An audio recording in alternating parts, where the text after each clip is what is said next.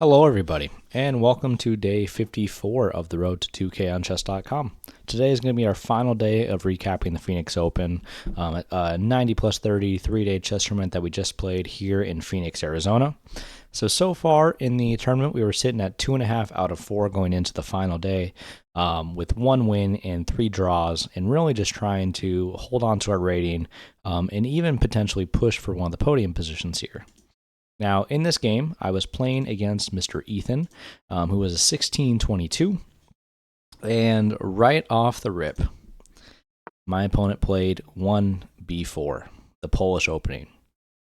Now, we talked about in previous days, I didn't do a ton of opening prep heading into this tournament, and that's on me. However, even if I would have done preparation, I don't know if I would have bothered looking at the Polish. I just don't see it enough. And immediately from the start, I had no idea what to do, and I took 3 minutes here before I played a single move. Now, ultimately, what I came up with was I played knight to f6, just trying to pick a non-committal move, and that way I could figure out what I wanted to do after my opponent made a few more moves. My opponent played bishop to b2. I played the move d5. My opponent played knight to f3. And at this point, I did want to go after the this pawn on b4, which is a typical idea of the Polish. However, I didn't particularly want to just push for it and go right away. I wanted to get this light square bishop developed first. So what I played was bishop to f5, getting it onto a good diagonal, putting pressure on the c2 square. My opponent played e3. I met them with e6. My opponent played a3, holding on to the pawn. In this position, I really had no idea what to do. Now, the engine evaluation is to just sit here and play c5, immediately make a fight, trying to control some center squares here. c5 felt a little bit scary to me because I didn't know what to do after a move like b5. However, the engine just says push with a6, force your opponent to take, and enter this position here where you have this open b file. I'm assuming moves like knight to c6 and rook to b8 are going to be the main ideas. However, back in this position, I played the move bishop to d6 instead. My opponent played d3, stopping any silly business with the bishop going down to c2. I played the move castles, and at this point, I was already down about 10 minutes on the clock on move 6, which was a little bit embarrassing for me, but I thought my position was reasonable. It was kind of already giving me feelings of like a reverse London system. My opponent played h3, very clearly looking at moves like g4 if they choose to not castle. However, not seeing an immediate threat, I played knight b to d7, developing my final minor piece. And I did have to be careful about moves like e4 if it's well supported, because if my opponent were to play, queen to e2, and I play a nothing move like a6, I thought that moves like e4 immediately just lose. However, it is adequately defended at this moment. I have had positions where if you go back, then your opponent immediately punishes you with moves like e5. However, so knight b to d2. Here, I decided to strike back against my opponent with the move c5. My opponent played the move g4. And for a little bit, I looked at the move knight captures g4. But after h captures and bishop captures, I didn't love that the queen can simply move over and that this knight is well defended. And I didn't see any good way. I also thought the move bishop to h3 may be a good defense, just immediately pressuring the bishop back towards my position. And now these h and g files are open towards my king. So after all that, I opted instead to play the move bishop to g6. My opponent played b captures c5. I played knight captures c5. My opponent played knight to h4, attacking my bishop. And knowing that I can't do anything to save my bishop, it's probably going to get traded at my opponent's discretion, I played the move knight to a4, which was the best move in the position. At this point, I'm down 30 minutes on the clock, but I'm starting to see some light. I'm starting to see a little bit of positive things for me in this position.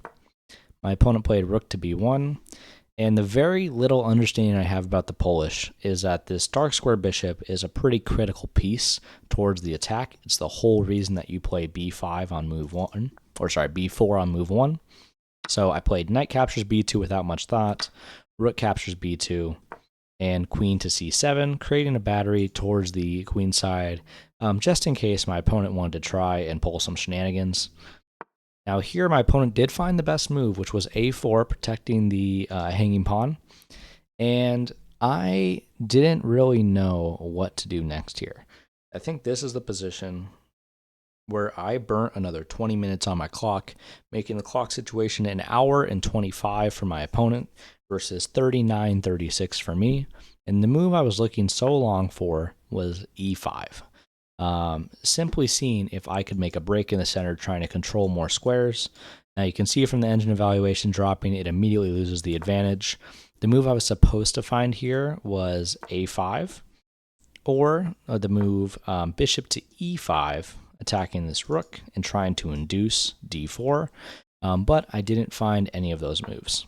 Instead, after all that thought, I played rook f to c8 to add an attacker onto the c2 square. My opponent took off the bishop. I played h captures g6. My opponent played g5 in starting this kingside attack. So knight to h5 is apparently the best engine move, but I discarded knight to h5 because of bishop e2. And at this point, there's no squares for my knight to go to, and I would have had to find the move knight to g3, which looks like a full sacrifice, but then you're playing bishop captures g3, king over, and queen to e5, threatening the rook, threatening a check on f5, and unfortunately, I just didn't find that. So with that panic, instead of playing knight to h5, I played the move knight to d7, which is the next best move, with the idea of getting the knight onto a better square, improving it, and getting it out of danger. My opponent played h4, and because I'm a Caro-Kann player, a lot of what I've seen in the past is that the knight sometimes can live on f8 and act in a defensive manner for defending the g6 square and the h7 square. And so that's what I went with. However, what I was supposed to do here was I was supposed to play a move like queen to c3, tickling this rook, or I'm supposed to play a move like knight to b6, which I thought ran into moves like a4. Neither one of those moves occurred to me. I played knight to f8 after a little bit of thought, and my opponent pushes down the attack with h5. Now, in this position, I was starting to panic a little bit. I didn't necessarily want to just play queen c3, rook over, maybe the engine's best move was rook to c7, because I was worried about moves like h6. Now, h6 just doesn't make a ton of sense to me. I guess the best move in the position is for me to play knight to h7, at which point I thought moves like h captures g are really strong. But I can now see, looking at the engine evaluation, looking at the position, that the pawn actually covers the h5 square, and the attack is going to be pretty slow for our opponent. And moves like king captures g7, d4, and then even moves like, I don't know if this is the best move, but rook h8 all allow us some sufficient counterplay. So back in this position, I opted to play g captures h5 with the idea that after queen captures h5, I play the move knight to g6, covering the h8 square, and potentially giving up the g7 pawn. Now, in this position, my opponent played king to e2, which immediately felt wrong to me. And the first thing I saw in this position is that there is now a forking square, where if my knight can ever get to f4, there's this fork of the king and queen. So as such is where this next sequence come from. Now, mind you, at this point, the time situation is now an hour and 3 minutes versus 22 minutes. I played a bishop to e5, inducing d4, and I thought I had the tactic where bishop captures d4. If my opponent were to take the pawn, obviously we have knight to f4 check. However, I missed an intermezzo, which is such a weak point in my game. My opponent played queen to h7, and my heart sank as I realized I had blundered in game 5, having no losses so far, and I'm losing a piece. So I played king to f8. My opponent played e captures d4, and now they're up a piece for a pawn, and I am in significant danger. I panicked a little bit. I didn't use my time well here. I played queen to f4, trying to create any form of a threat, bring my queen to an active square. My opponent played rook captures b7, just taking a pawn. And now, if I play a move like a5, my opponent can play queen to h8, brilliant move. Knight captures h8, and rook captures h8 is a ladder checkmate with the rooks. So instead, I played rook to c7, defending the threat, which is the best move. Rook captures c7, queen captures c7. And in this position, my opponent, seeing that their pawn was under attack and seeing that there's not a whole lot of pressure on the queen, plays king to d1, the best move.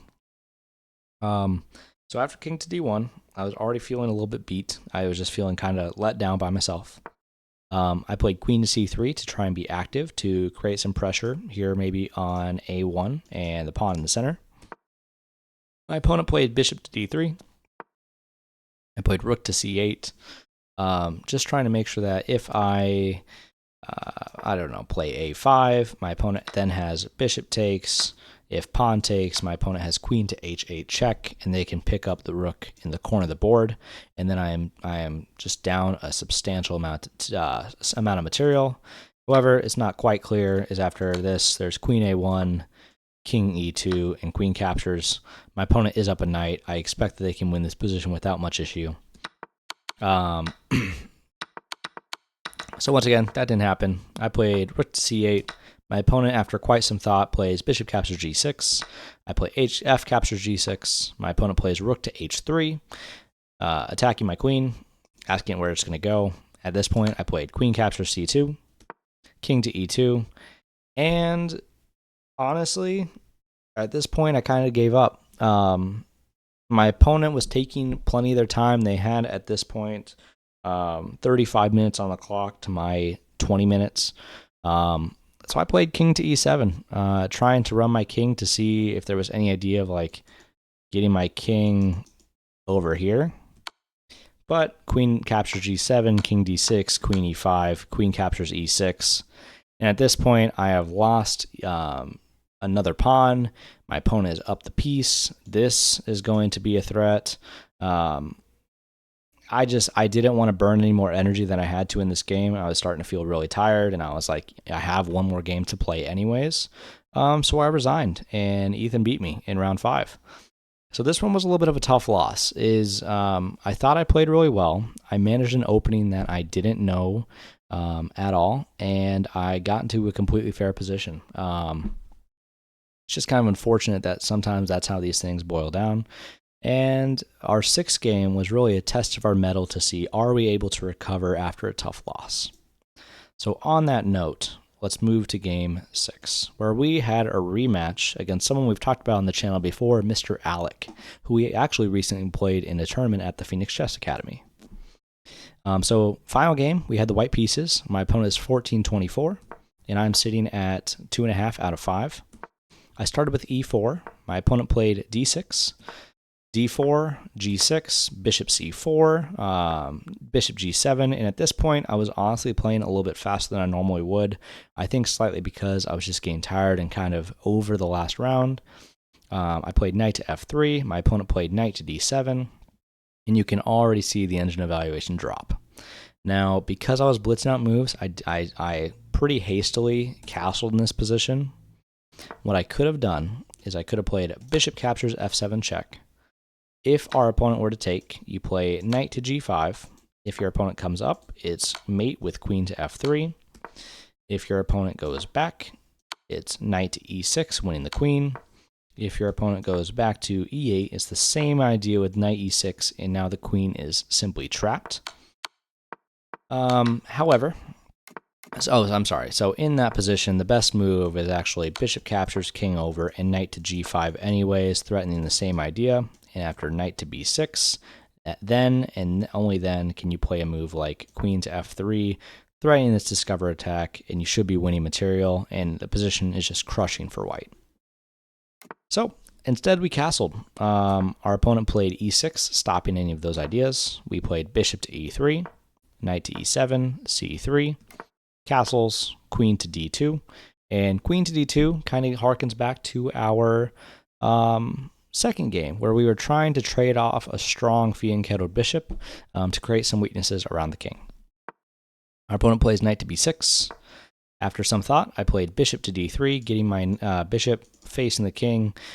I didn't love that if I played a move like bishop to b3, that it's kind of staring on these pawns and it felt like it was biting on granite. However, I can see now that moves like bishop to c2 become possible with maybe even queen to d3 ideas.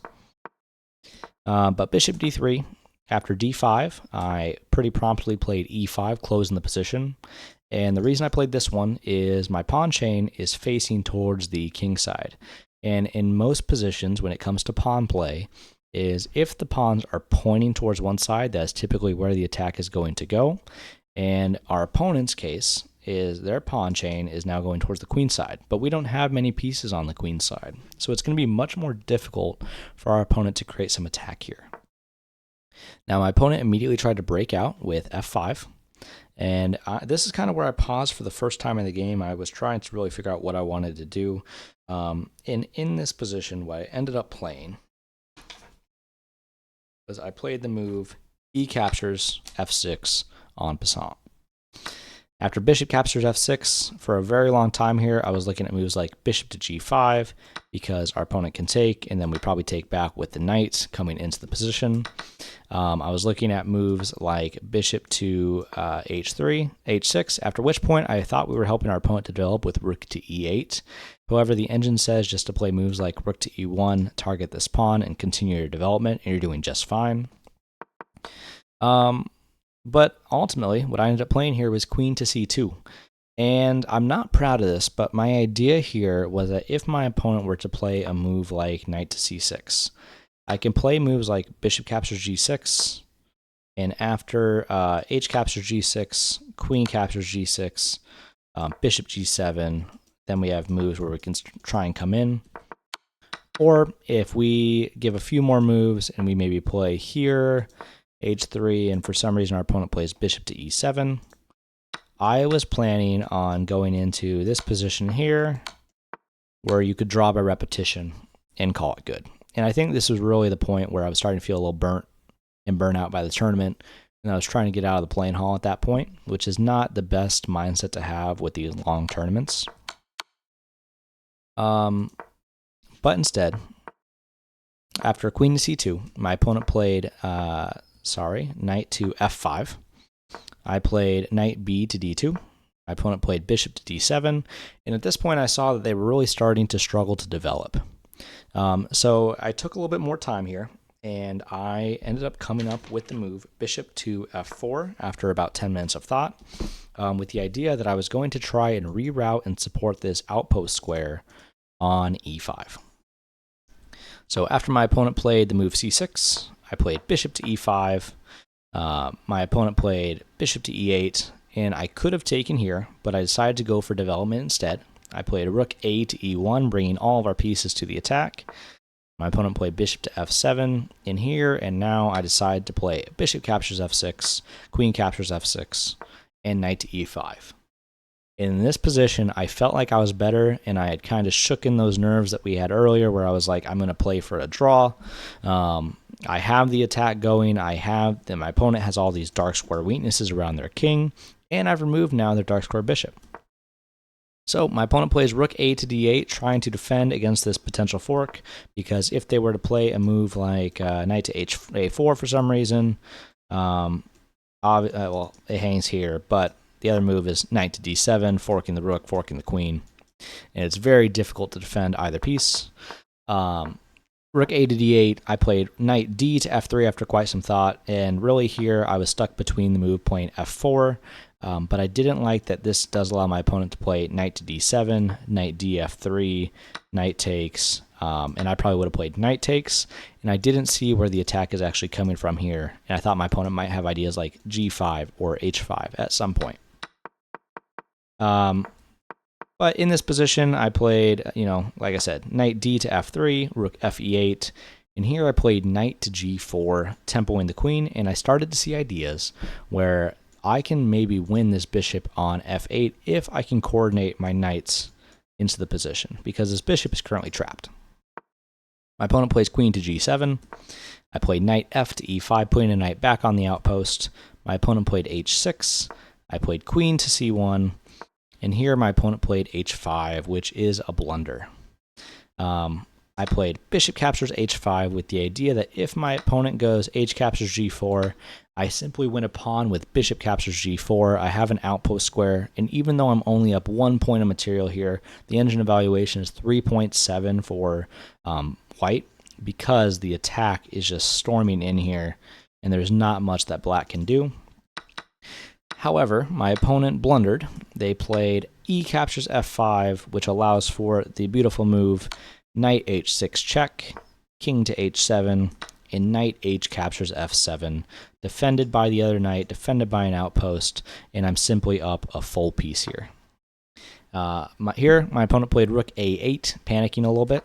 I played b3, and b3 was not the best move. The engine wants me to play knight to g5 right away, but my thought process was b3 is trying to kill the play of my opponent. b3 holds the a4 and the c4 squares, so I thought it was a very practical move at this point. So b3, rook e6, and you can already see the engine evaluation continues to drop to 9.3. I find the fork with knight g5, king g8, knight captures e6, attacking the queen. I'm cleanly up 2 pieces. My opponent plays queen to f6. I played knight to f4, getting my knight to safety. My opponent played g5. And here, I could have just brought the knight back and say, hey, I'm up 2 pieces. I'm going to try and consolidate here. I got a little bit greedy with knight captures h5. My opponent played queen to h6. I played knight to g3. And my opponent played the move f4. Now, we saw what happened in the first game, where I was up in exchange. I had a crushing position. I had mate and 3 on the board, and I didn't find it.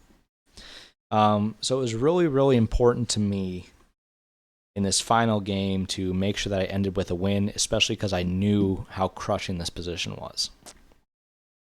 And the way I wanted to do that was maybe not the engine best way or the cleanest way to win, but rather it's a simple way to win. Is I played the move queen to c2. Queen to c2 hangs a full knight. There's no doubt about that. But it allows for the move queen g6 check. Queen captures, knight captures. At this point, any variation works. They're going to end up about the same. My opponent goes for king g7. I put the knight back on the outpost. My opponent takes the pawn. I take with the king. And I enter a position where I am up a pawn and I am up a rook. And I just need to convert this. My opponent plays rook h8. I play king g3. Knight c8, rook h1, attacking the rook on the file, trying to trade the piece off. My opponent plays rook f8, rook h5 attacks the pawn, which then would drop with check. Now here my opponent defended with rook to f5, which I thought was a little bit peculiar. I thought that move like, maybe, I guess you can't play king to g6. Complete blunder on my fault, ignore that. Rook to f5, rook e to h1, doubling the rooks on this file. My opponent played knight to d6, and at this point I thought I had a forced mate, which I had miscalculated slightly. I played rook h7, king back, rook h8, king back, rook 1 h7, and king f6. In this position, I was trying to figure out if there was forced mate on the board or not. There is not. However, there is a win of material, so I played rook to f8 check. My opponent slides over to e6, and not seeing any other checks or seeing any pertinent moves. Now, apparently rook h6 is a slightly better variation. I just took my opponent's rook off and said, I'm killing all the play in the position. I want to see what you can do if there's anything left. I thought my opponent was going to play knight captures f5 check, at which point you play king to g4. But that didn't happen. My opponent took with the king. I played f3 to stop the knight from coming to the e4 square and to prevent the king from coming further forward. My opponent played a6. I played rook to d7 attacking the knight. Knight to b5. I took a pawn. My opponent took a pawn. I played knight captures c6. My opponent takes knight captures a2. And I laid a little bit of a sneaky trap here. Is the king and the pawn are stopping the king from moving forward onto the 4th rank. So these 4 squares are covered. My previous outpost pawn is defending the e5 square, so I played the move rook to b6. Rook to b6 is a really nice find because not only are you attacking this pawn, you're controlling the 6 rank, and your opponent does have to be very careful about what they're doing here. My opponent brings their knight back out to c3, the engine evaluation drops to m1, and we did find knight to e7, checkmate. The rook cuts off the king, the pawn and the king cut off the king, and this pawn does the final job of controlling the e5 square. So, in the tournament, we ended up with 3.5 out of 6. We lost 8 rating, and a lot of that is due to we played a lot of lower rated opponents in our under 1800 section. So the aggregate score gets weighed against your score for the tournament, and as a result, we dropped down to 1592, which stinks a little bit. The major takeaways from this tournament for me is I got into a better position in every single game, even though I didn't know my opening theory, which shows me that as long as I'm taking my time and really thinking through the moves, I can find those moves, which was a little bit of a confidence boost for myself. I had some nice tactical shots in a lot of these games. Now, unfortunately, some of the weak spots definitely showed up. Like I miscalculated in game 1 and dropped a pawn in the opening. And in the 5th game, I miscalculated that tactical sequence, and I missed an intermezzo check, which drops the full piece. So I do need to be especially careful in those types of situations so I don't run into the same problems over and over and over. However, I had a lot of fun. I got to hang with my buddies, so shout out to Tony, shout out to Nick Rosas, or Nick and Vickers, and shout out to Dylan. I saw all those guys, and it was great to see them and spend some time with them as well. Thank you everyone so much for watching this recap. I hope you guys enjoyed it. This will be the last day of the recap, and we'll resume our normal games starting tomorrow. If you have any comments on how I played, leave it on down below in the comments. If you enjoyed the video, hit the like button. And then lastly, check to make sure that you're subscribed. It helps you to make sure that you don't miss any of my future content. And I will see you guys on the next day.